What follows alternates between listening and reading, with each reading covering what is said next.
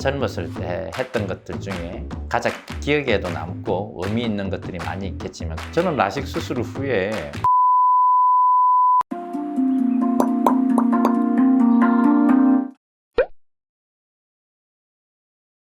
먼저 좀 더 솔직하게 말씀을 드려볼게요. 시력교정 수술은 라식, 라섹, 렌즈 삽입술이 있는데 사람마다 눈의 상태에 따라 적당한 수술 방법을 선택하는 게 좋은데, 저 같은 경우는 근시가 그렇게 심하지 않았고 각막도 좀 충분히 두꺼워서 라식 수술을 선택을 했습니다.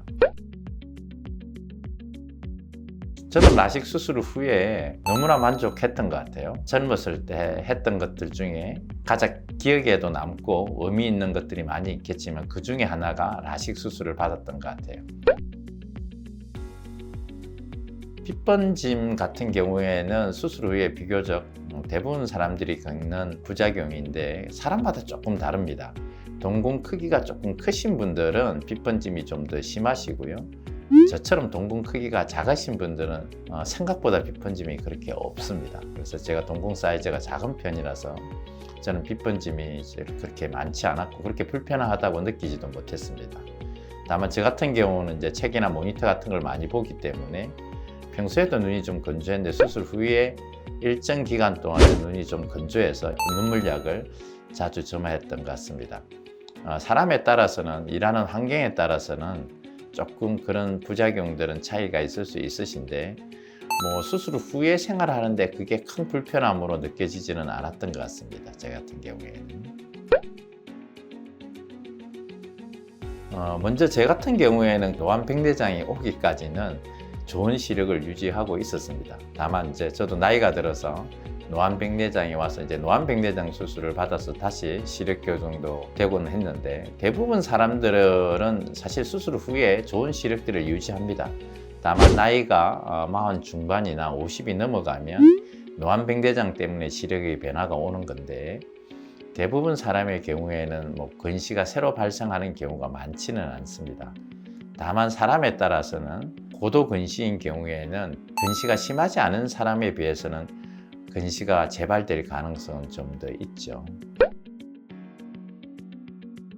통설에 의하면 안과 선생님들은 라식 수술을 안 받는다고, 시력 교정 수술을 안 받는다고 하는데 그렇지는 않은 것 같습니다. 저뿐만 아니라 안과 의사들 중에서도 라식 수술을 받은 분들은 다 많습니다.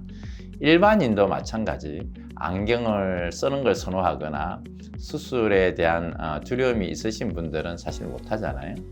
안과 선생님들도 그냥 똑같은 입장이라고 보시면 될 것 같습니다. 선호도에 따라서 수술 받는 분들도 많으시고 또 안 받는 분들도 계시죠. 일단 두 가지 측면에서 좋은 것 같습니다. 첫 번째로는 안과 의사로서 환자의 입장이 되어 보니까 환자의 느끼는 점들에 대한 공감을 할 수 있는 거고, 또 환자분들한테 설명을 드릴 때 안과 의사로서 충분히 수술 전이나 수술 과정이나 수술 후의 과정들을 다 경험을 했기 때문에 다른 사람의 경험 이야기가 아닌 나의 경험으로 환자분들한테 설명을 할 수 있어서 훨 더 신뢰성 있게 설명을 할 수 있었던 것 같습니다. 가벼운 운동들은 전혀 문제가 없고요. 권투를 하거나 그런 게 아니기 때문에 일반적인 운동하는 데는 크게 지장이 없었습니다. 수술 후에 회복이 되고 나서는 눈을 비비는 게 크게 문제되지 않습니다. 그게 라식이든 라섹이든 렌즈 삽입술이든 요즘은 다 수술들이 레이저로 진행되기 때문에 눈을 비빈다고 시력이 떨어지지는 않은 거고, 그건 별개의 문제로 보시는 게 좋을 것 같습니다. 오늘은 안과 의사로서 라식 수술을 받았던 사람으로서 궁금해 하실 수 있는 부분에 대해서 설명을 드렸습니다. 혹시라도 시력 교정 수술을 받고 싶은 분이 계시면 저희 글로리 서울안과를 찾아주시면 감사드리겠습니다. 지금까지 글로리 서울안과 대표원장 구오섭이었습니다.